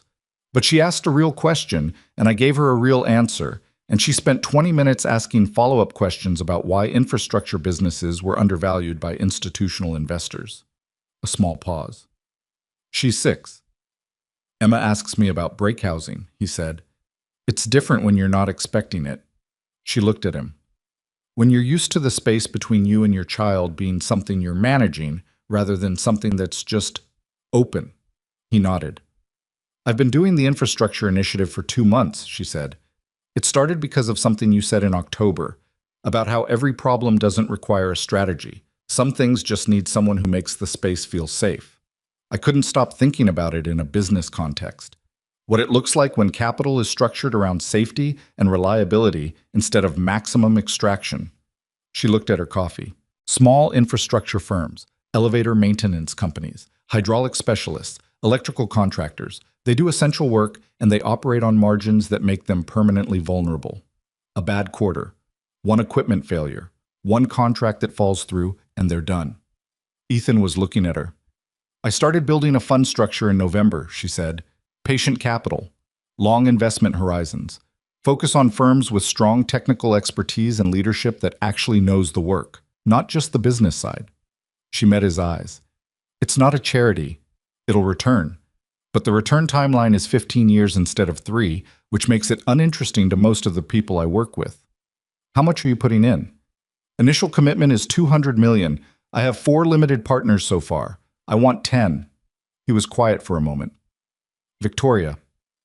"It's a real investment thesis," she said, and there was a slight edge in her voice that wasn't defensive but was making sure he understood. "I didn't build this because you fixed our elevator. I built it because you said something true about how value works, and I applied it to a market I understand. Those are different things." "I know," he said. "I was going to say it sounds right." The edge softened. "Oh. Infrastructure's been systematically underinvested for 30 years because the return horizon doesn't fit the quarterly reporting cycle," he said. "You're not discovering something new. You're just willing to operate on a different clock than most people." "Yes." She looked at him. "Your company is not one of the firms I'm targeting, in case that's a concern." "I know." I wanted to say it explicitly. "I know," he said again. Danny would have said yes and I would have said no, and we'd have had a very long conversation about it. She almost smiled. "You would have said no." "I built this specific thing," he said. "My terms, my timeline, my decisions. I'm not going to hand that to someone else's investment structure, doesn't matter whose." "That's exactly the profile I'm not targeting," she said. "You're not a scalable investment. You're a one-man and Danny operation that works because of who the one man is." Danny would be very hurt by that characterization. Danny is exceptional with hydraulic systems, and you know what I meant. Ethan's mouth pulled sideways in the thing that wasn't quite a smile, but that she had learned to read as the functional equivalent. January. The kind of Chicago January that reminded you the city had been built by people who either hadn't fully thought through the climate implications or had thought them through and decided they were acceptable, which amounted to the same thing.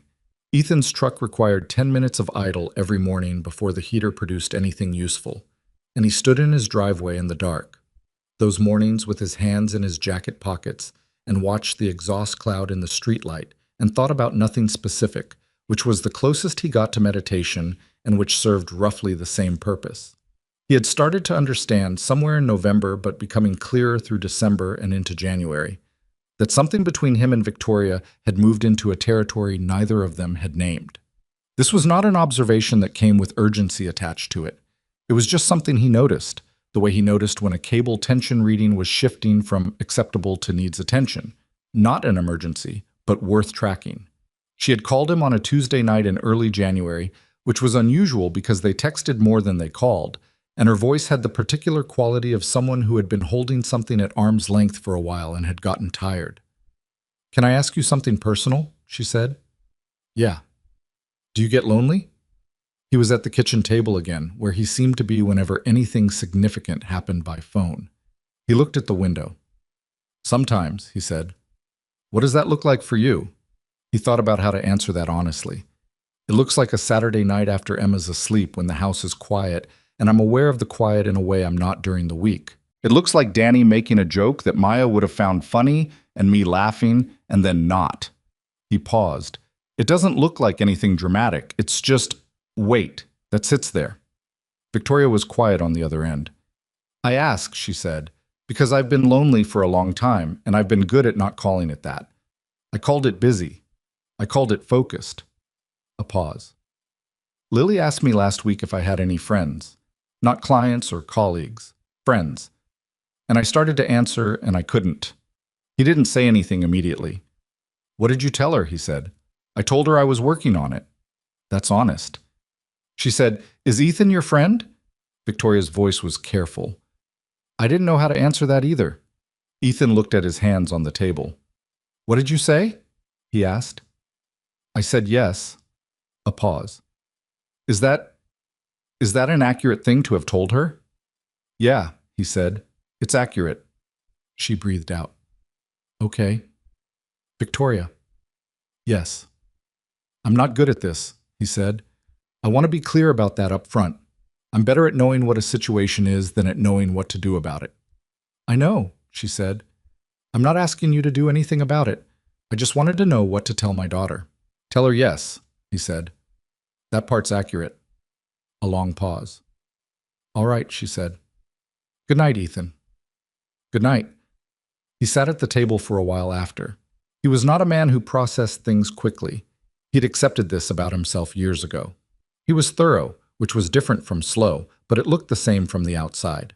He took the conversation apart, the way he took a break housing apart, component by component, in order.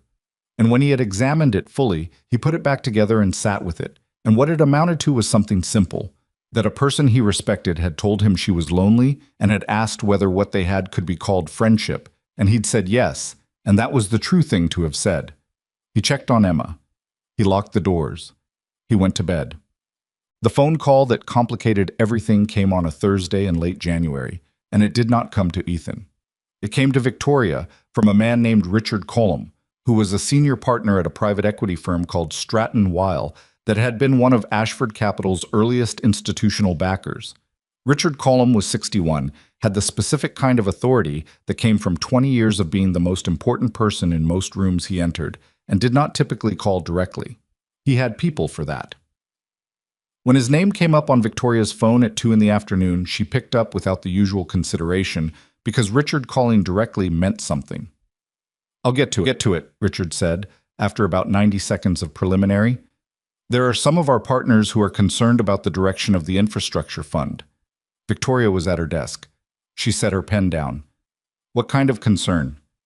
"The return timeline. 15 years is outside the model we've built our LP relationships around. Our investors have expectations." "I presented the timeline to everyone who committed capital," Victoria said. "No one raised objections at the table." "People don't raise objections at the table when Victoria Ashford is presenting," Richard said, not unkindly. "They raise them after, to each other, and eventually one of them calls me." She was quiet for a moment. "Who specifically?" "That's not something I'm going to tell you." "What I'm telling you is that there's pressure internally to revisit the structure, shorten the horizon, adjust the return targets." "If I shorten the horizon, the thesis doesn't hold," she said. "You can't do patient capital infrastructure investment on a 5-year exit timeline. That's just a different product with a different name. I know that. I'm not telling you what to do. I'm telling you what's in the air. A pause. There's also been some conversation, and again, I'm relaying, not endorsing, about some of the specific firms you've been consulting. The elevator maintenance company. Victoria was very still. Cross Mechanical, Richard said. It's come up in conversation as an example of the kind of firm the fund is supposedly focused on. Some partners feel the principal has a personal connection to that company that wasn't disclosed. Cross Mechanical is not in the fund, Victoria said, and her voice was controlled in the way that required active work. I have consulted them twice on properties in my existing portfolio, which is standard practice for any operational real estate holding. There is nothing to disclose. I know that. I've looked at it. Richard paused. But the perception is there. And in this business, perception isn't fact. No. But it shapes how fact gets received. His voice was even, experienced. Victoria, I'm on your side. I've been on your side for 8 years. I'm calling because I think you should know before it becomes something official. She thanked him and ended the call and sat at her desk for a long time looking at nothing. She was not panicking. She did not panic. She had trained herself out of it the same way she'd trained herself out of most things that felt uncontrollable. She was thinking, specifically and precisely, about what the conversation meant and what she needed to do about it. The infrastructure fund was sound. She knew it was sound. She could defend every element of the thesis with data, and she intended to. But Richard was right that perception moved differently than fact, and the cross-mechanical thread, thin as it was, baseless as it was a thread that could be pulled, and in her experience, threads that could be pulled eventually got pulled by someone. She called Ethan that evening, not to tell him everything. She wasn't ready for that yet, and there were things she needed to sort through before she put them into words. But because she'd learned that talking to him helped her think, and she needed to think. Something came up at work, she said. Okay. Nothing critical, navigable. She paused. I might need to recuse myself from some decisions around the fund's marketing strategy in the short term. Perception issue. I don't want to go into the details tonight. He didn't ask. She'd noticed he never pushed on the professional details unless she offered them, which was one of the ways he was different from most people in her world, who treated information as currency and were always working out the exchange rate. Are you all right? He said. I'm annoyed, she said, which is a better state than most of the alternatives. Annoyance is useful, he said. He keeps you sharp. I'll remind you of that the next time I'm irritated about something small. Go ahead, I'll handle it. She almost laughed. Almost. How's Emma? Asleep. She had a day. Lily? Similar. They must coordinate. A brief pause. She told me tonight that Emma is her best friend. He was quiet. She's never said that about anyone, Victoria said. Best friend. She said it the same way you'd say any other fact. Emma is my best friend, like it was just information. What did you say? I said that Emma was lucky to have her. She paused again. And then Lily said, We're both lucky, and went to brush her teeth. He didn't say anything for a moment. Yeah, he said quietly. Yeah, she said. The confrontation with Richard Colm's partners came 6 days later, in a conference room on the 43rd floor of a building on LaSalle Street where Stratton Weil kept their Chicago offices. There were 4 of them, 2 partners, 1 general counsel, and a man named Davis Holt, no relation to Gerald, who held the title of head of risk and had the energy of someone who had spent his career identifying reasons not to do things. Victoria walked into that room with the full file, fund documents, the 2 cross-mechanical consulting invoices, a standard portfolio service vendor, correspondence records, a 3-page summary of the infrastructure thesis, and its return projections benchmarked against comparable patient capital vehicles from the past 20 years. She had prepared for 2 hours the night before, at her kitchen table while Lily slept, with the same focused precision she'd brought to every important presentation since Cincinnati. She put the file on the table. Let's talk about it, she said. What followed was 70 minutes of the most precise professional conversation of her career. Not because she raised her voice or applied pressure, she did neither, but because she had prepared for every objection before it arrived and answered each one without conceding the ground beneath it. The cross-mechanical issue she addressed in 4 sentences. The consulting engagements were disclosed on the portfolio vendor register. The firm was not and had never been a fund investment candidate. The principal's personal acquaintance with the vendor was not a conflict under the fund's governance documents, and she would welcome a formal review by outside counsel if the partners felt that was warranted. Davis Holt said that might be prudent. Victoria said she'd have her legal team provide all documentation by end of week. She left the meeting with the fund intact and the timeline intact and the formal review scheduled, which was an inconvenience she could absorb and which would find nothing because there was nothing to find. She sat in the car for 10 minutes afterward. Then she called Ethan. "I need to tell you something," she said, "about why I was vague last week." She told him about the Stratton-Weil conversation, the cross-mechanical question, what she'd said in the conference room. She told him clearly and without dramatizing it, the way she had learned to present difficult things. The facts first, then the context, then the implications. He listened all the way through. "Are you in a bad position?" he said when she finished. "No, the review will clear it. There's nothing there." "Then why are you telling me?" She had thought about this question because she'd known he would ask it. "Because it involved you," she said. "Indirectly, but it did. And I don't want to be the kind of person who manages what you know about situations that involve you." A pause. "My name came up in a room I wasn't in," he said. "Yes." "In a way that was meant to raise doubt about you." "Yes." "And you handled it." "Yes." He was quiet for a moment. "Thank you for telling me." "I wasn't going to not tell you." "I know," he said. "That's why I'm thanking you." She sat in the car outside the Stratton-Weil building with the heat running and watched people move along the LaSalle Street sidewalk in the gray January cold, and thought that she had been in this city for 9 years and had never found it particularly beautiful, and that it looked different right now for reasons she wasn't going to analyze in a parking structure on a Thursday afternoon. "Victoria," Ethan said. "Still here." "Go home," he said. "You did the hard part." "I know. Emma wants to know if Lily can sleep over Friday." She laughed. Real, sudden, exactly what she needed. "I'll ask her." She drove home.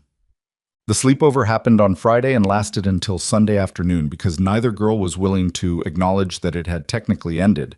And Ethan made pancakes Saturday morning, with both of them standing on chairs at the counter, trying to be helpful in ways that doubled the mess, but that he didn't stop because the mess was worth what it was buying, which was Lily telling Emma about the fund in terms she'd apparently reconstructed from Victoria's explanation, and Emma listening with complete seriousness, and then asking whether the cable tension gauge could be a metaphor for investment risk, which was not a sentence Ethan had expected to hear from a 6-year-old on a Saturday morning, but which, when he thought about it, was not entirely wrong.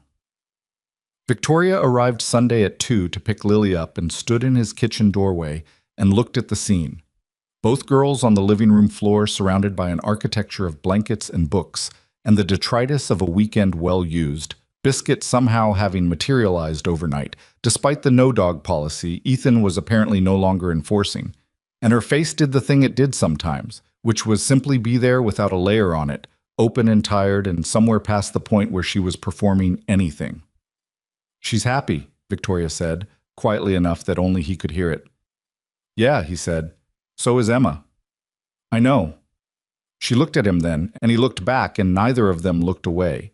And there was nothing performed about it on either side, but just two people standing in the reality of what had been building since a concrete service corridor in September, finally letting it exist in the same room as them without calling it something it wasn't yet ready to be named. "I should get her home," Victoria said. "Okay." But neither of them moved for another moment. Outside, the January light was doing the flat pewter thing it did when the sky was deciding whether to snow. And inside the house, his daughter and her daughter were arguing cheerfully about blanket architecture, and Biscuit was asleep against the radiator like he'd never lived anywhere else. The formal review from Stratton-Weil's outside counsel came back clean on a Tuesday in February, which Victoria learned via a 2-line email from Richard Colm that said, essentially, what she had already known it would say. She read it, forwarded it to her legal team, and went back to the infrastructure fund deck she'd been building for a 5th limited partner presentation scheduled for the following week. She did not celebrate. She did not call anyone to announce it. She just kept working, because the review had been an interruption of the actual thing, and now the actual thing could continue.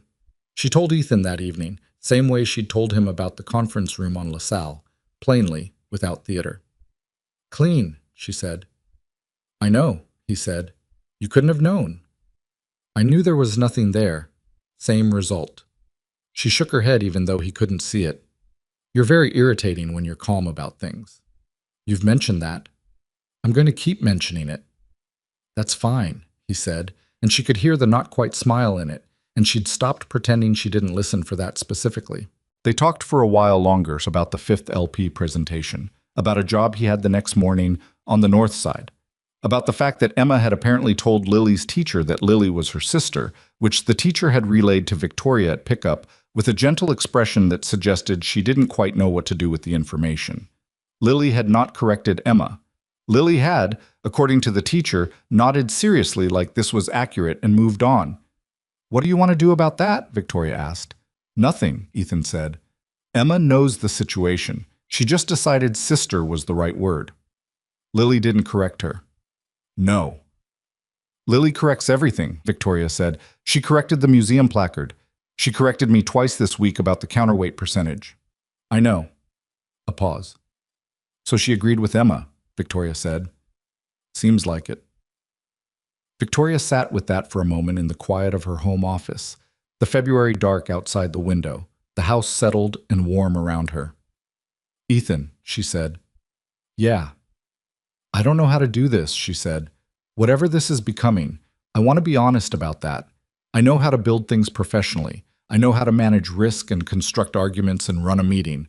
I don't know how to... She stopped. I don't know how to be in something without immediately trying to manage it. He didn't respond right away. She had learned to wait for his responses instead of filling the space, which had been one of the harder adjustments she'd made since September, and also one of the more worthwhile ones. I don't know how to be in something without checking it for structural failure, he said. Every day. Same thing. That sounds exhausting. It is. Gets quieter over time. Doesn't stop. How do you keep going anyway? The alternative is not going, he said.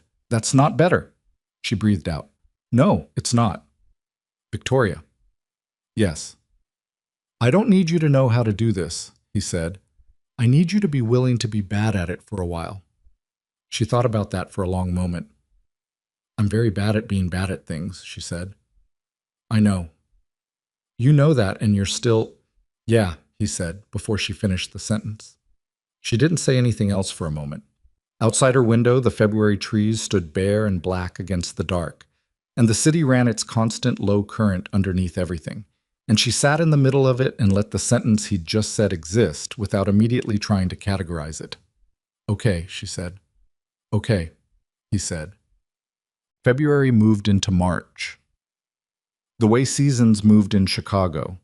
Not cleanly, but in argument, cold days asserting themselves between warmer ones, until finally the warmth started winning more than it lost. Ethan noticed the shift the way he noticed most things, through what changed in the work.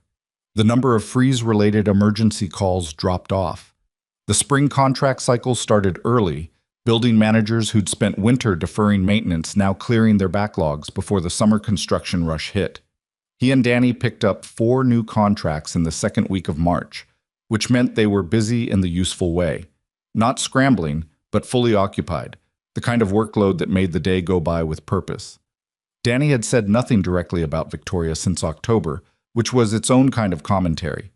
What he had done was start occasionally mentioning, when scheduling jobs, that he could cover certain afternoon pickups or site checks if Ethan had something else going on, and he'd twice suggested they bring in a part-time third person for overflow, which was a conversation he had raised before but was now raising differently.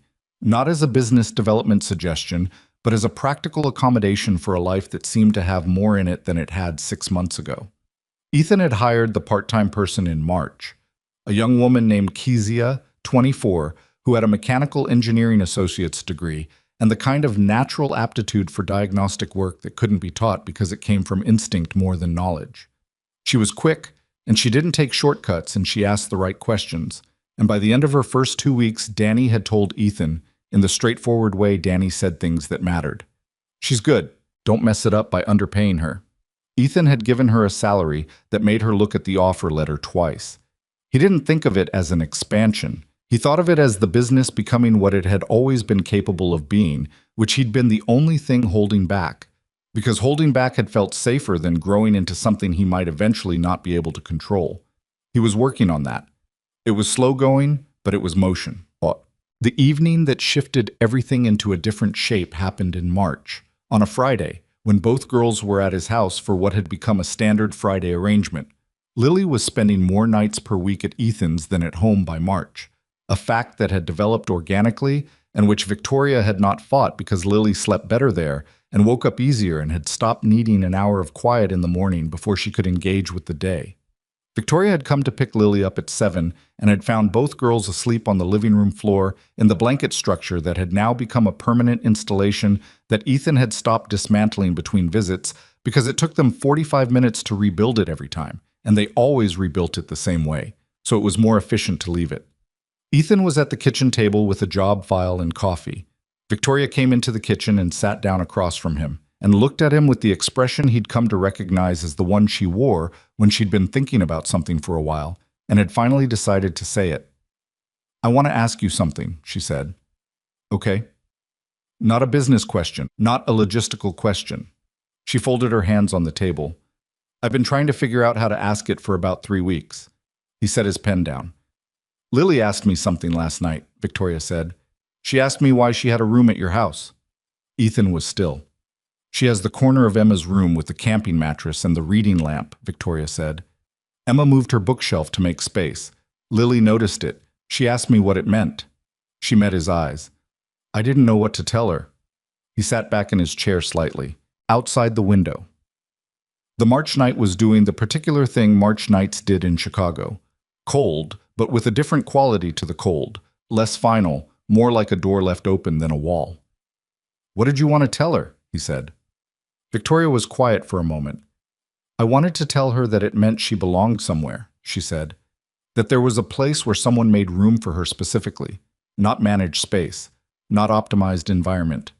Her voice was steady, but not easy. "Real room. The kind where someone moves their bookshelf." He looked at her. "I didn't say that," Victoria continued, "because I didn't know if it was mine to say, if it was accurate from your side." She paused. "I told her I'd find out." "It's accurate," he said.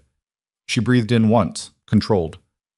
"I need to tell you something," he said, "and I need you to let me finish before you respond because I'm not fast at this and I'm going to do it wrong if I'm interrupted." "Okay," she said. He looked at his hands on the table for a moment. They were hands that had done a lot of things.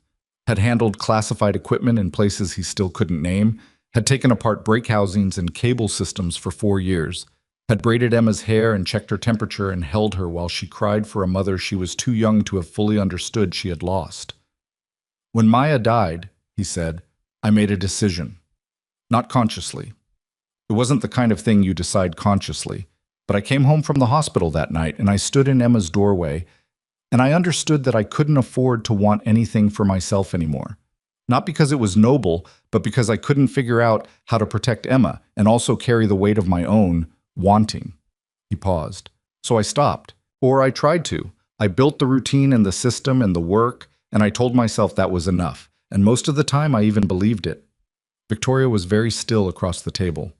"And then a 6-year-old girl wandered into a service corridor," he said, "and talked to me about cable tension. And her mother showed up, and everything I'd been telling myself started to feel like, not a lie, exactly. More like a thing that had been true and had stopped being true without me noticing." He looked up at her. "I'm not good at this," he said. "I told you that in February. What I didn't tell you is that I want to be. That's different from where I've been for 4 years." He paused. "I'm not asking you to be something specific. I'm asking if you want to figure it out alongside me. Both of us being bad at it for a while. The kids in the same house on Fridays. You at my kitchen table when you need to think." He stopped. "I'm asking if this is something you want." The kitchen was very quiet. Victoria unfolded her hands and placed them flat on the table, and he could see, because he was someone who noticed things, that they were not entirely steady. "Yes," she said. "That's what I want." He nodded. Not dramatically, just once, the way he acknowledged things that were true. "Okay," he said. "Okay," she said. And that was the conversation. No declarations, no ceremony.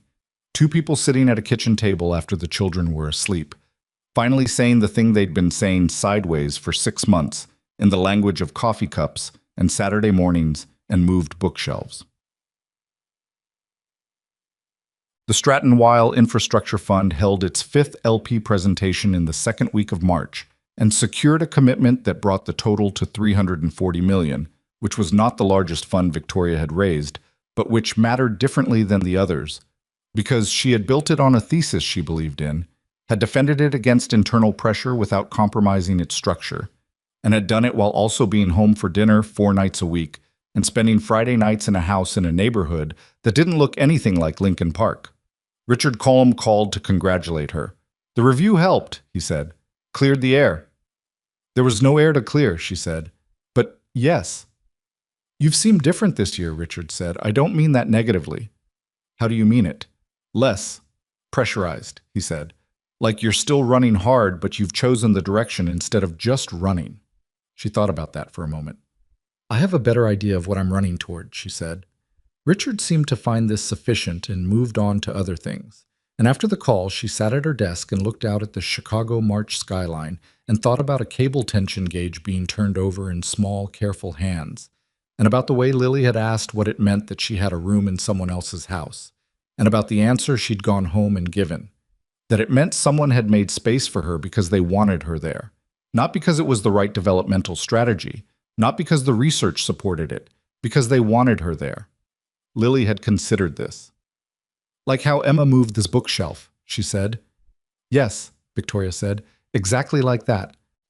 Lily had nodded, with the nod that meant a thing had been filed accurately and gone back to whatever she'd been reading. And Victoria had stood in her daughter's doorway and watched her, and felt something that she didn't have a precise word for. Not happiness exactly, because happiness was too simple and too surface for it. Something more like the sensation of a structure settling, of weight being distributed the way it was supposed to be distributed, so that what had felt precarious for a long time finally felt like it would hold. April. Emma's school did a project in April where each student was asked to describe their family. Emma came home on a Thursday and told Ethan about it with the focused energy she brought to anything that was both personally significant and slightly complicated. "I put you and me," she said, "and then I put Lily and Victoria." Ethan was making dinner. He kept his hands on what he was doing. "What did your teacher say?" She asked if Lily and Victoria were relatives. Emma climbed onto her kitchen chair with the athletic ease of a child who treated furniture as terrain. "I said not yet." He turned and looked at her. Emma looked back at him with Maya's look, the head tilted sideways, deciding whether to trust something look. "Is that okay?" she said. He turned back to the stove. "Yeah," he said, that's okay." Emma picked up her fork and waited for dinner. "Lily said the same thing when her teacher asked," she said, in the tone of someone reporting a fact that confirmed a hypothesis. "What did Lily say?" "Not yet." He kept his back to her for a moment because he needed the moment. "They must coordinate," he said, which was what Victoria had said in February. And Emma laughed the way she laughed when she caught a reference she recognized, bright and quick. And the kitchen smelled like garlic, and the radiator ticked against the wall. And outside, the April evening was finally, genuinely warm. Lily's second session with a new therapist, a woman named Dr. Anaya Marsh, who had been recommended by Lily's school counselor and who Victoria had almost not called because she was tired of the cycle of hoping and adjusting and starting over. That second session ended with Dr. Marsh coming into the waiting room with a calm expression and telling Victoria that Lily had spent 40 minutes talking about elevator mechanics, cable tension, and a dog named Biscuit, and that she was quite possibly the most verbally sophisticated 6-year-old she had worked with, and that she thought they could do good work together. Victoria called Ethan from the parking lot. "She talked for 40 minutes, she said. "About what?" "Elevators, Biscuit, counterweights." A pause. "You, mostly, in the way that kids talk about someone who's become part of how they understand things." He was quiet. "Dr. Marsh said she's sophisticated," Victoria said. "She said it the way people say it when they mean it, and not just as a reassurance." "She is," he said. "She was always going to be. She just needed to trust that the room was safe enough." "Ethan." "Yeah." "Thank you," she said. I know you're going to say you didn't do anything. I was going to say I sat on a dirty floor. That's what I'm thanking you for." He didn't answer for a moment. She could hear his breathing and the sound of whatever street he was on, and the ordinary noise of the city around him. "Come to dinner tonight," he said. "Both of you. Emma's been asking about the cable tension gauge project she wants to do with Lily, and I'm not going to be able to explain to her why we're waiting much longer." "What cable tension gauge project?" "I don't know yet. She described it for 20 minutes on Wednesday, and I followed about half of it." Victoria was laughing before she could decide whether to. Real laughing, in a parking lot outside a therapist's office in April, with the warm air moving through her open car window. "Okay," she said. "We'll be there at 6. I'll make enough food." "You always make enough food." "Because you always stay longer than you plan to." She stopped laughing but kept smiling. "Is that a complaint?" "No," he said. "It's just true."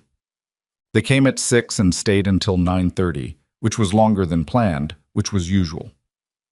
The cable tension gauge project turned out to involve a rope, 2 kitchen chairs, a postal scale that Emma had apparently located in the back of a closet, and a theory about load distribution that Lily had apparently been developing for 2 weeks, based on what she remembered from the service corridor in the museum and every subsequent conversation in which Ethan had mentioned anything structural. The theory was mostly right. Ethan sat on the kitchen floor and watched them test it, offering corrections when asked and staying quiet when not. And Victoria sat at the table with her coffee and watched all 3 of them, and the evening had the quality that good evenings had. Not perfect, just full, with the texture of real things in it.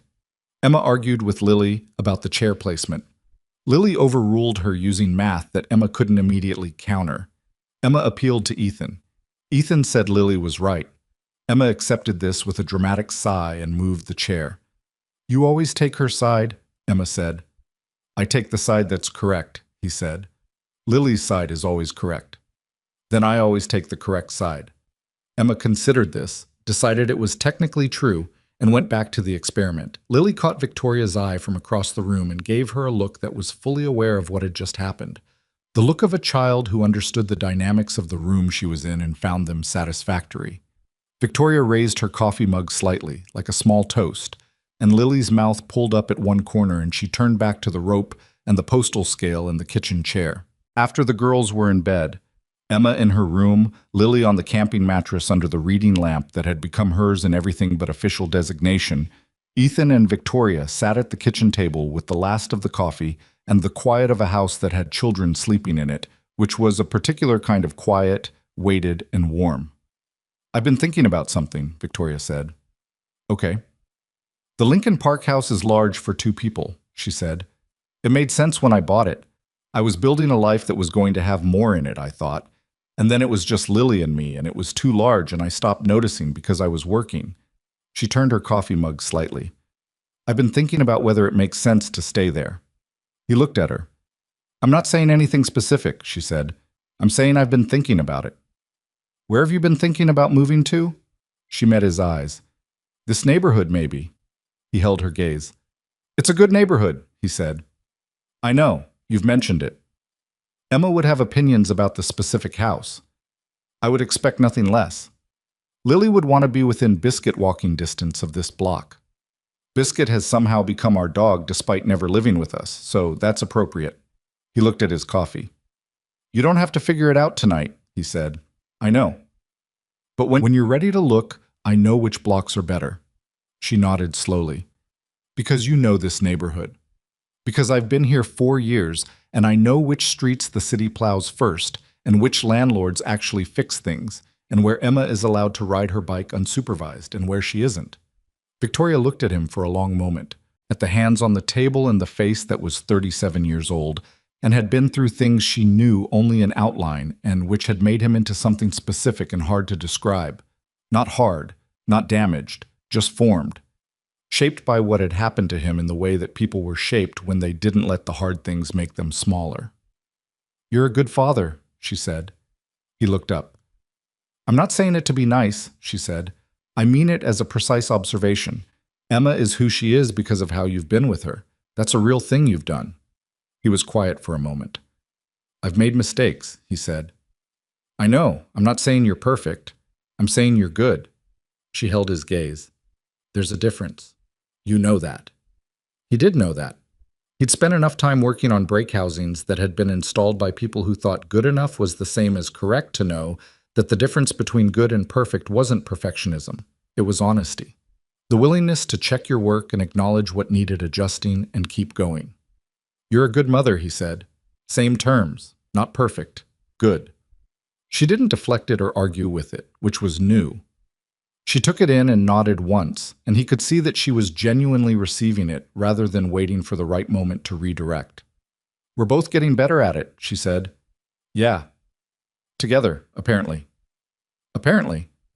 She smiled at that, real, unguarded, the smile he'd first seen in Reardon's diner in October when he'd said something about the exhaustion of her professional timeline and she'd laughed at herself for the first time in front of him. The thing about Ethan Cross was that he had spent a significant portion of his adult life in situations where everything depended on reading the variables correctly and acting on what was actually there rather than what he wished was there or feared was there. That discipline, the discipline of seeing clearly, was the thing the military had taken a natural tendency and sharpened into something reliable. And what he saw, sitting at his kitchen table on an April night with Victoria Ashford across from him and both their daughters asleep down the hall, was not a complicated situation requiring careful analysis. It was straightforward. It was two people and two children who had found each other through a concrete service corridor and a cable tension gauge, and a series of Saturday mornings and difficult conversations, and had built something real out of those materials. Not perfect, not smooth, real, with all the friction and weight and occasional wrong note that real things had. He reached across the table and put his hand over hers. She looked at it. Then she looked at him. She turned her hand over, palm up, and held on. What happened after that happened the way most real things happened. Not all at once, but incrementally, in the language of small decisions that accumulated into something large. Victoria found a house 4 streets from Ethan's in June, a 3-bedroom with a yard that Biscuit could theoretically access without requiring a diplomatic arrangement between households. And Emma did have opinions about the specific house, and 2 of those opinions were incorporated into the final decision, which Victoria considered a reasonable outcome. Lily picked her room based entirely on which window had the best light for reading, and spent the first weekend repainting it with Victoria's help in a color that was described on the paint chip as coastal fog, but which was actually just gray, and which looked exactly right. Danny was told directly, because Ethan was not the kind of person to let a friend of 11 years find out something significant through the natural circulation of information.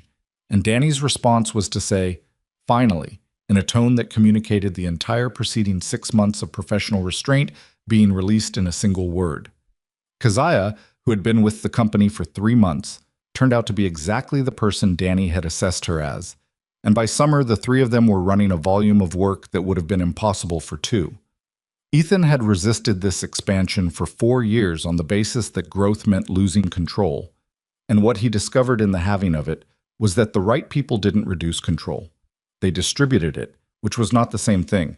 He should have known that. He'd led a team once that had operated in the most chaotic conditions imaginable and had succeeded because every person in it understood the objective and could be trusted to work toward it without being managed at every step.